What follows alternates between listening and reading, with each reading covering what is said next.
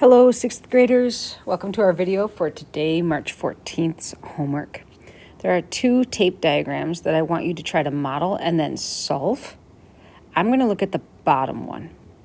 Number 2, draw a tape diagram and find the unknown value.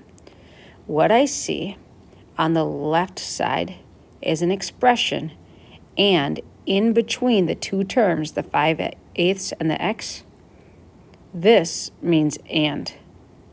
That means in this big rectangle, I need to draw those two things. I need to draw 5/8 and x. I do not need to draw a model for 5/8. Put an x in. For 5/8, all I have to do is write 5/8. Together, those two parts equal 3.5. So I'll write 3.5 here. Might move that over just a little bit. There we go, 3.5. So what I have to do now is I have to figure out what I have to add to 5/8 to make 3.5. This sounds really super complicated. So you can see my calculator on this side. Put it in as a fraction. 5/8 plus, I don't know, 4/5. That says 57/40. Oh, I'm going to press the second and that times 10n key, right? You can see it's got the red on it now. That means convert between improper fractions and mixed numbers. Oh, all right, so that's 1 17/40. But the whole number answer was 3. So I need to pick a bigger number. Let's see, 5/8 plus, I don't know, 1, let's do a UND, 1 7/10. Enter. 93/40. Convert that back. 2 13/40. Oh my goodness.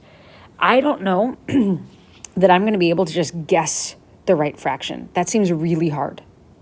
So instead, what I'm going to do is I'm going to use an inverse operation. I'm going to do the opposite of plus, and I'm going to take away. So I'm literally going to take away, you're going to see me cross it out, 5/8 from the bar. Here it is, gone, 5/8. So in this box down below, it says inverse equation for the calculator. I'm going to write take away 5/8. But what did I take away 5/8 from? I took 5/8 away from this entire giant bar. And we know what the giant bar equals. It equals 3.5. So I need to start my takeaway problem with 3.5.